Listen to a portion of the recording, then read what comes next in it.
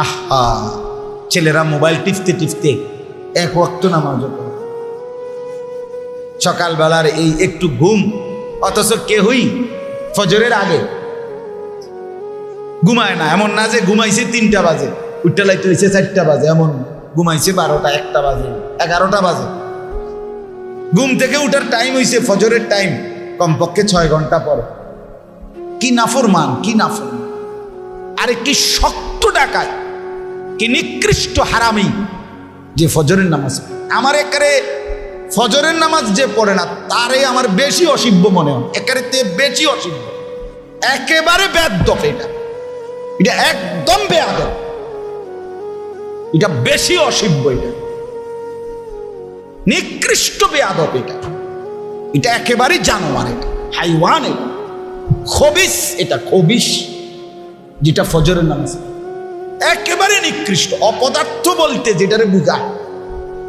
এটা মানুষ এত বেয়াদব হয় না, কোন মানুষের বাচ্চা এত নিকৃষ্ট হবে না। কিরে বেটা, 6 ঘন্টা ঘুমাইলি, 5 ঘন্টা ঘুমাইলি, তুই কেমনে ফজরের নামাজ পড়স না? এটা কারণটা কি বল? এত বড় নিকৃষ্ট বেয়াদব কেমনে হয় মুসলমান? চিন্তা করি। আমি আজকেও একেবারে কারেক্ট 4:45 জামাত, বিশ্বাস করো 4:35 যখন বাজে তখন বাসায় সারাটা রাত গাড়ি রাজবাড়ি। গতকালকে আমি মাহফিলে গেছি, মকবুল ভাই, ঢাকা পদ্মা পার হইয়া, পদ্মা সেতু পার, ফরিদপুর, তারপরে পদ্মা সেতু পার হয়ে এই পদ্মা সেতুর আগেও ভাঙ্গা ফরিদপুর একটা জায়গা আছে, ওইখানেও জ্যামে পড়ছি। ঢাকাটা পুরোটা জ্যাম। এই জ্যাম পার করে আইতে আইতে আইতে বাসায় যখন আসছি, বিশ্বাস করেন, আর ফজরের জামাতের আর 5-7 মিনিট বাকি। ফজরের নামাজ অজুটা করেই মসজিদে গিয়া ফজর পড়ে, ফজর বাদ আমার কওমি মাদ্রাসা সংগঠনের মিটিং, আগে মিটিং দিয়ে রাখছি, আমার খবরও নেই। আর এত রাজ্যে লাগবে আমি এটা ভাবিও না।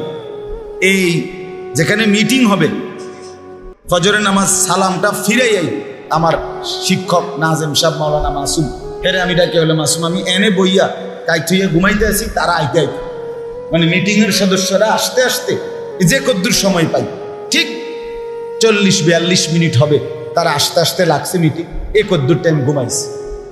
ওই যে আমি আপনাদের বললাম না একটু আগে যে ভাই আমার কেন ঘুমাইতে আসে, এই কারণে আসলে ঘুমাইতে পারিনি, সারাটা দিনই দৌড়াদৌড়ি করছে।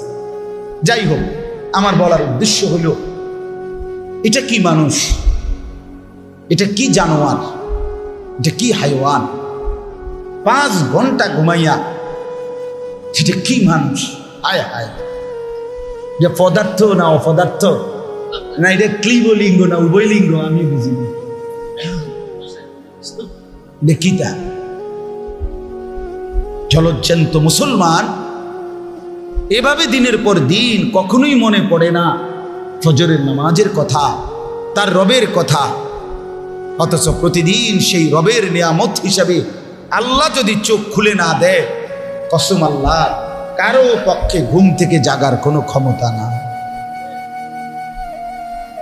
হ্যাঁ, যেই কোনো মানুষ যখন ঘুম যায়, নিজের ইচ্ছায় সাথে সাথে ঘুম আসে।